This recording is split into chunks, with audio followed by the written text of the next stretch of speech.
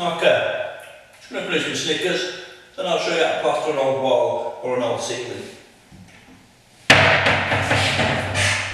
good. Let's go!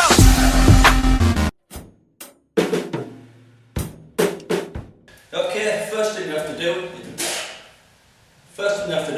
is prepare the surface, which means scraping off any big lumps and screwing up the cracks. Take 5 scrapings.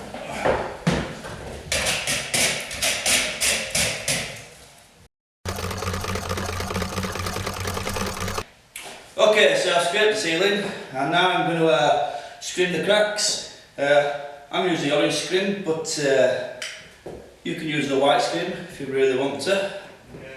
Fucking racist.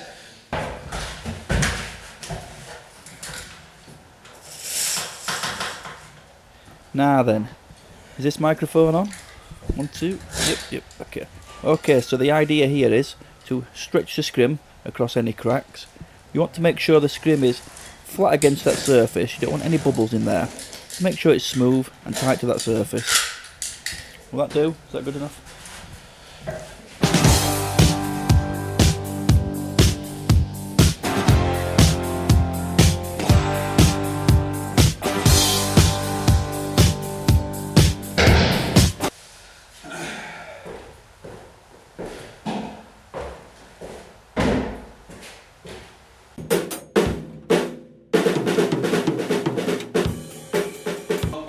Say 18, 17, time to mix some PVA. So obviously you can mix some PVA, some water, a bucket or 2, whatever mate, and a brush. So it says on this one to mix it 3 parts PVA to 1 part water. You what? Fucking hell there. That's what it says. So 3 parts to 1.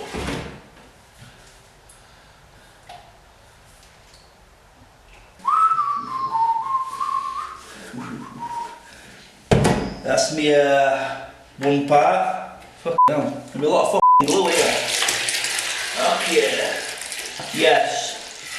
Okay. That looks good.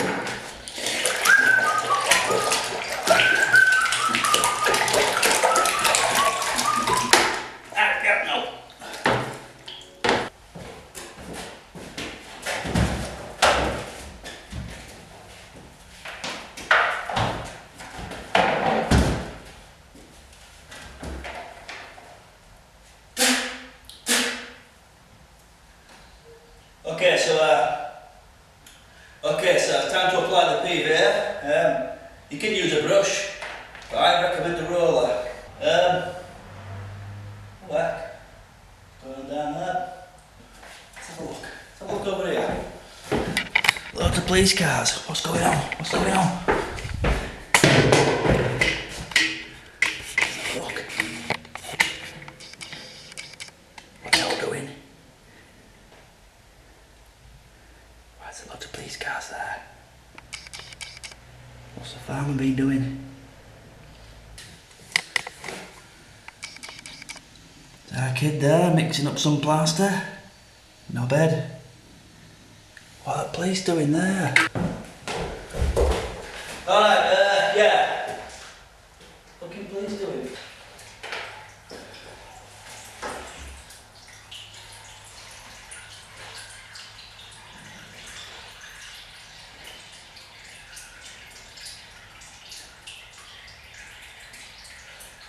So yeah, you can it's going everywhere. It's fucking horrible.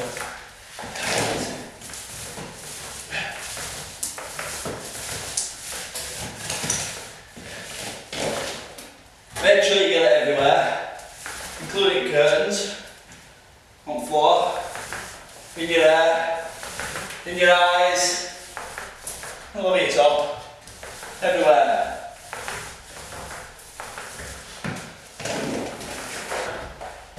What's that? Are those curtains staying? Are those curtains staying?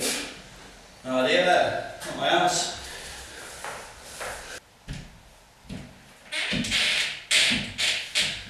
Okay, so once you've finished PVing the ceiling or wall, whatever you're plastering, you're going to grab yourself a KFC. Once you get plastering, you're going to be able to take a few hours without a break, so best to get it in now. I had KFC for ages. Nice, isn't it?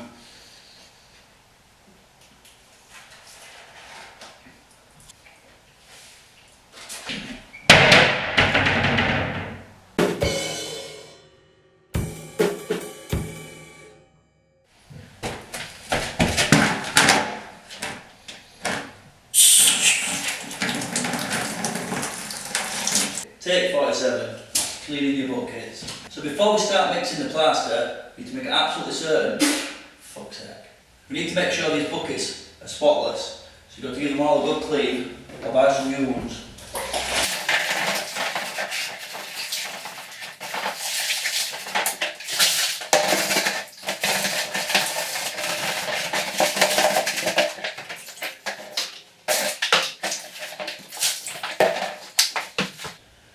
Take 50, the tackle. So let's talk about what tools you're going to need. Bucket wise, you need a bucket for your plaster, that needs to be exceptionally clean.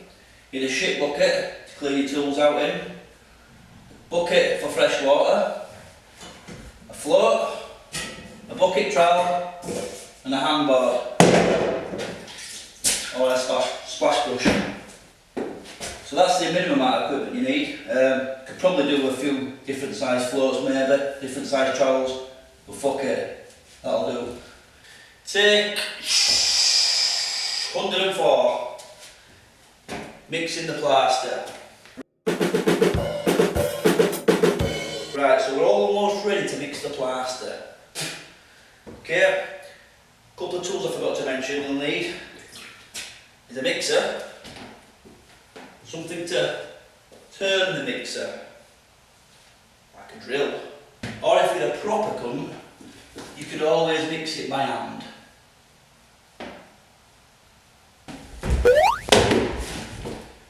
Okay, take 74, mixing the plaster. Right then, okay, so this is the only plaster you should ever buy if you live in the UK anyway. Thistle multi-finish or thistle board finish. Don't use anything else. I've tried it all, it's all shit. This one only. So you're probably going to want to know how much one of these bags covers. It covers about 10 metres actually. And you're probably going to know how much water. Roughly speaking, mate, roughly. Yeah, sorry, I was just putting some plaster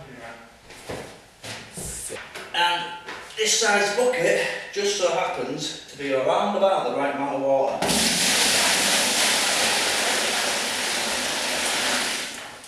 For one bag of plaster. Okay, so I'm just about to mix the plaster now. Gonna have a little wet of summer fruits flavour water from the co-ops. Alright.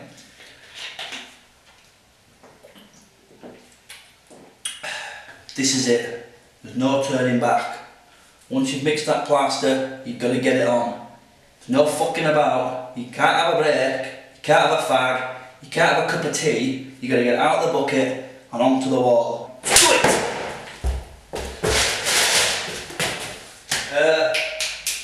Take 207, mixing the plaster.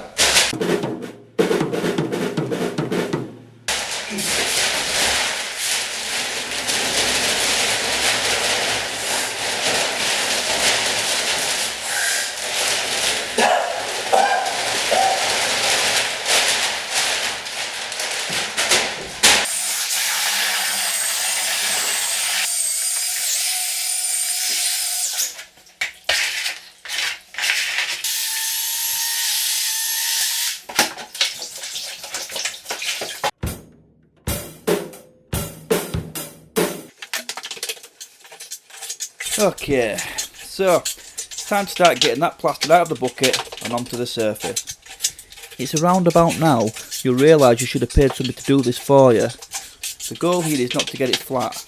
Right now you should just be aiming to get the surface covered as quickly as possible. The depth of this first coat should be around about 3mm. It's a good idea to start at the edges and working towards the centre. Try to keep your strokes long. This will speed up the job and keep the depth more consistent. You want to try and keep the float at a small tight angle to the surface, somewhere between 20 and 40 degrees. If the float ends up flat against the surface, it will get stuck and the plaster will end up on the floor. If the angle of the float is too large, the plaster will end up on the floor.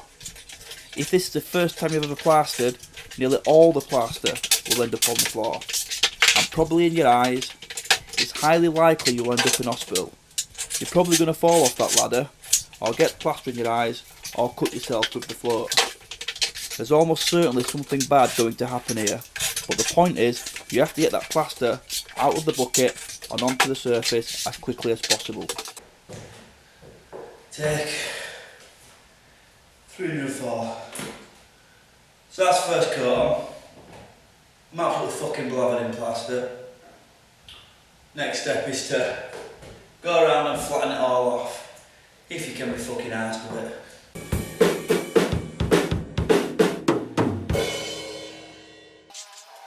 Once the first coat is on, you need to go back around and flatten it.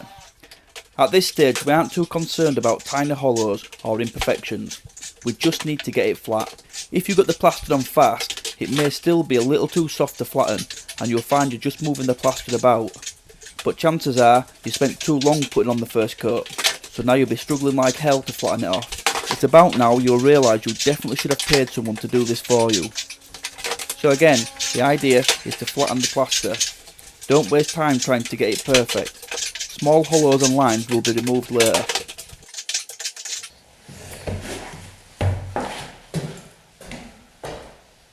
Okay, take. So I've flattened it all off.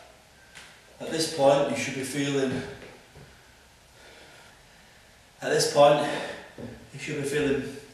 pretty pissed off with it all. So, guess what we do next? We mix another batch of plaster and go over it all again.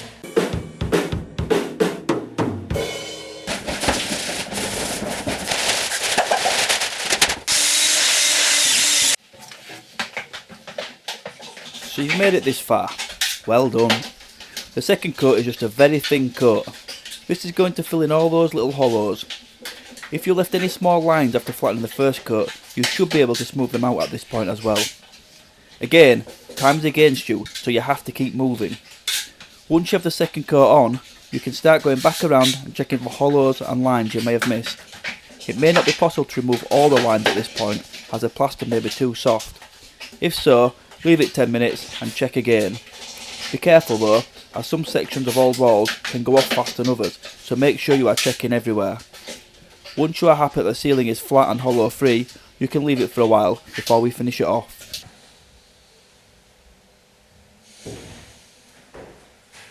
Okay, so by this point you should have put the second coat on, filled in all the hollows. Ideally you should be absolutely blathered in plaster from head to toe.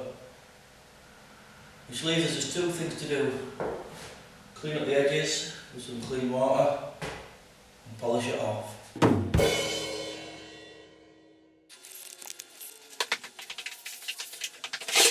So this last task is known as polishing the plaster, which is essentially taking off the roughness of the plaster and making it smooth. The float wants to be at an even tighter angle here, so the majority of its surface is up against the plaster. To stop the float from dragging and scratching the plaster, you need to sprinkle small amounts of water onto the surface. It's essential to use clean fresh water here. As you're going round, you should be cleaning off the edges with a brush and the clean water. It is important not to use too much water here. Too much water can cause all sorts of problems at this stage. So sprinkle just a little bit from the brush, or you can use a water spray on a fine mist setting. When people first learn how to plaster, they tend to over polish it by going over it again and again. This leaves it looking extremely shiny, which looks great, but is a nightmare when it comes to painting it, as the paint slides straight off. As the plaster dries, it becomes lighter in colour. Once the whole surface is the same lighter shade, you can then paint it.